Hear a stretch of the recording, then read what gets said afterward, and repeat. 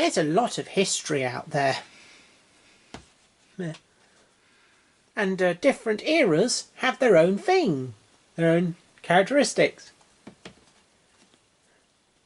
So, for example, X-Base, her big area was the Victorians, which has lots of sources. You know, written accounts, photographs, physical evidences, all sorts of things you can work on.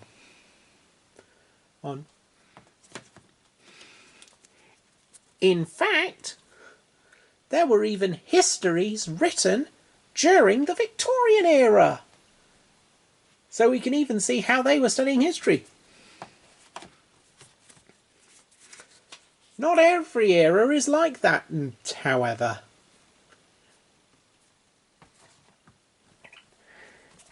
So today, we're going to talk to Thomas Peaple, X-Base's brother, who's got an MA learning about the ancient world, to find out more about studying ancient history. Well, welcome again back, Thomas Peaple. So, it seems that in the classical era, we haven't got many sources on even the great figures, as some call them, to the point where we may not even know about things that happened about them. Why is that, and how does academic research manage these challenges? Well, academic research manages it the best they can with what's available, and some of our later will show some methods that are more common among ancient scholars because of this reason. Why there are shortage, there's a set of reasons. The first one is fewer people could write back then, so less was written. Secondly,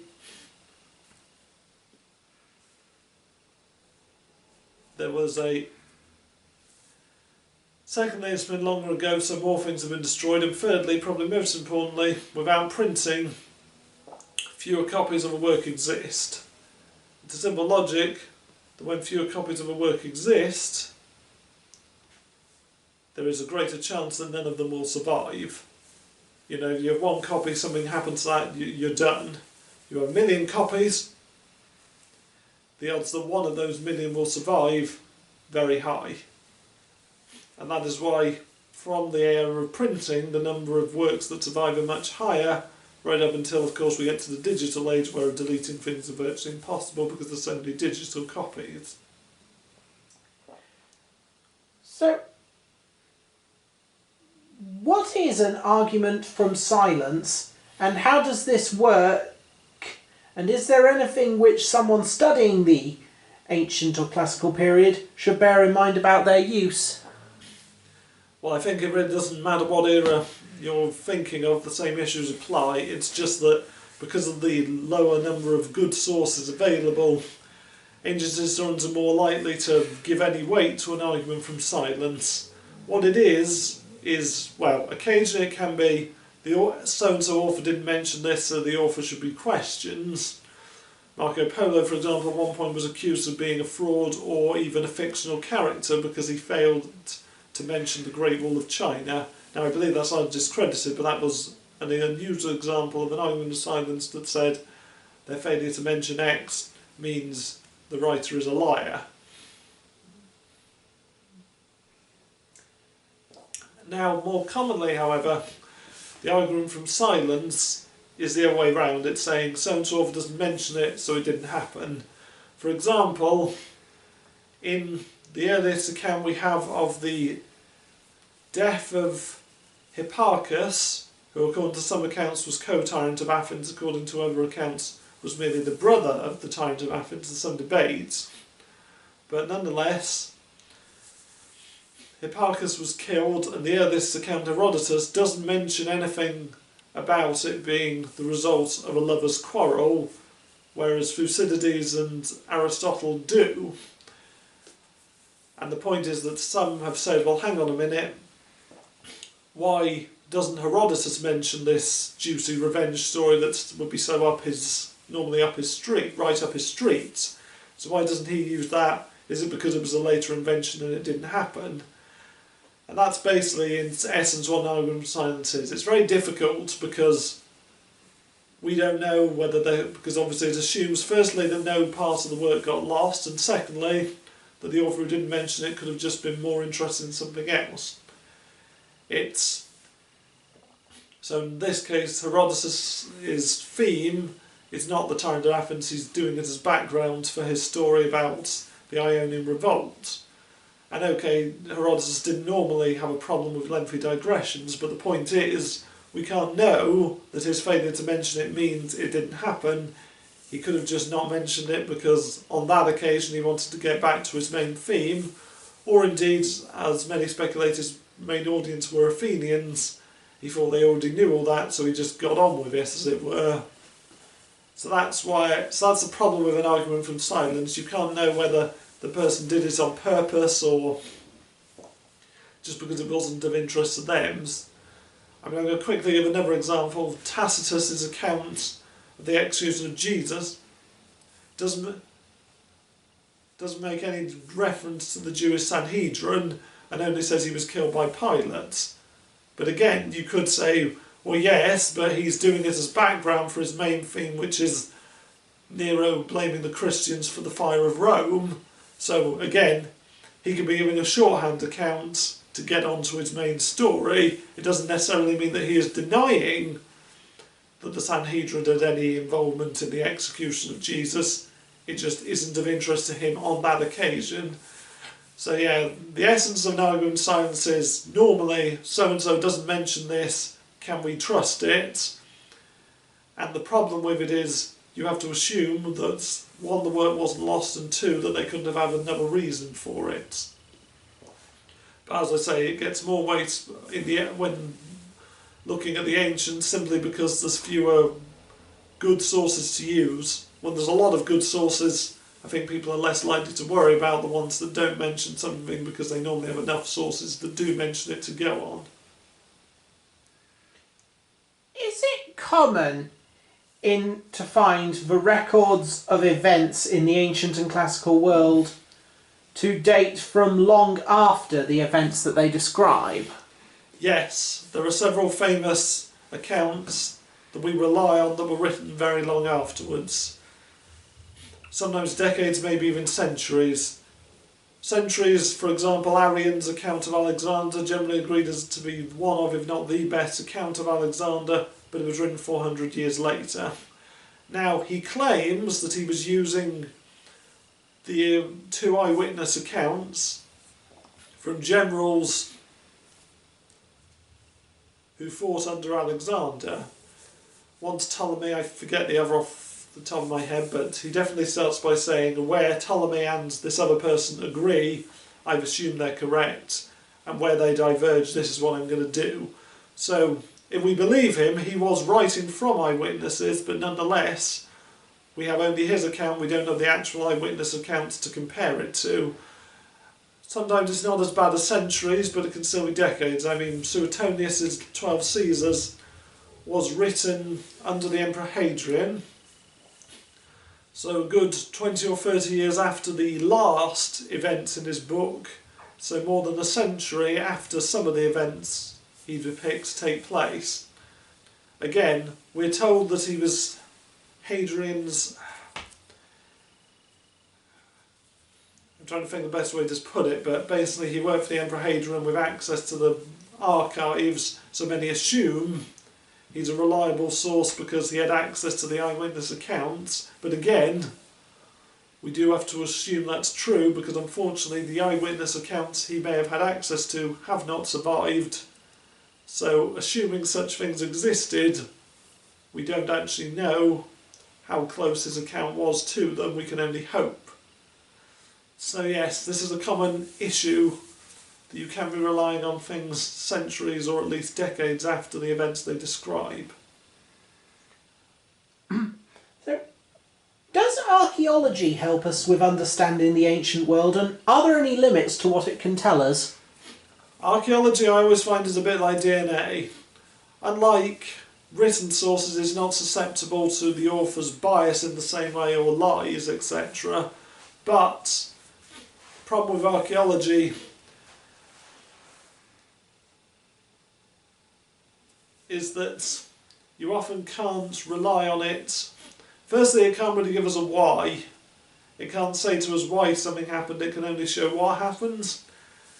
And more prominently, archaeology can often only give us a sample or an idea which you can compare to written sources very effectively. So it's sort of like this.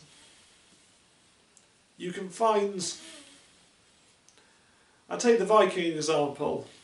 Last time I checked, although it may have changed since, we had not found any Horn's Viking helmets.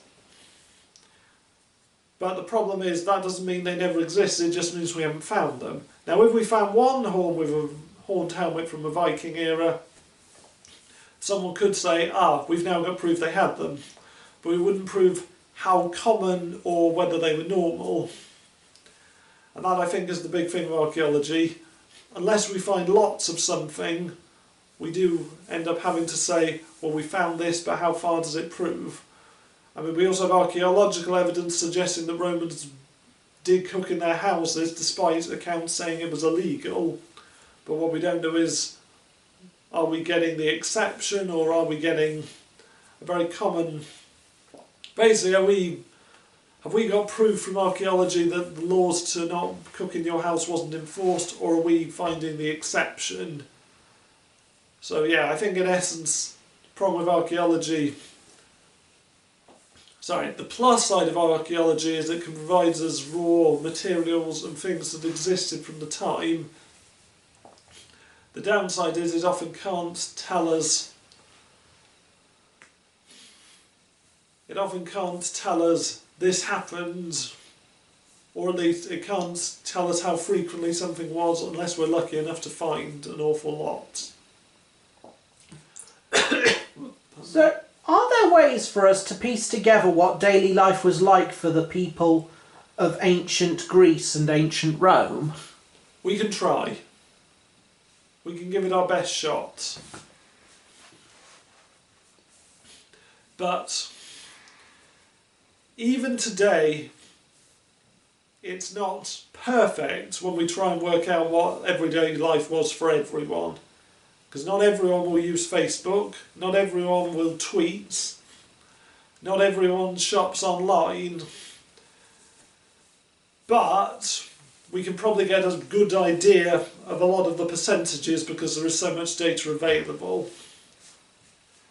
Go back to ancient times when there is not nearly as much data, and it's much harder to, as I mentioned before with the archaeology, to establish pattern. I mean, I'll give you a famous example. I remember it brings right surprise to read somewhere that the only evidence we have of the Romans wiping their bottoms with a sponge on a stick is one account in Seneca. We haven't got much evidence to back that up. But that doesn't mean it didn't happen, it just means we may not have found it. On a similar token, as I mentioned in the slavery video, you can't say no Romans were against slavery, but you can say we have found no evidence of it. So, I suppose what I'm trying to say is if you have only a smattering of all the people who existed, it's very hard to say who wore what food all of them ate. We can assume a lot of it was bread based because we know the corn dole was a big thing for most people, which is why we know that it was crucial to get the corn shipment and why capturing Egypt made Augustus basically all powerful, was because he had access to the grain of Egypt which people needed. But you can only so far know how common a particular game was, a particular activity was, how many Romans read X or Y, how many Romans went to school, we believe it was mostly the rich because you had to have money. There's evidence of school fees and so on, and there's plenty of evidence of child labour, so we'd assume it wasn't many, but we can only say not many. Whereas I believe even for the Victorians you could probably get a rough percentage before it became compulsory how many were actually in school.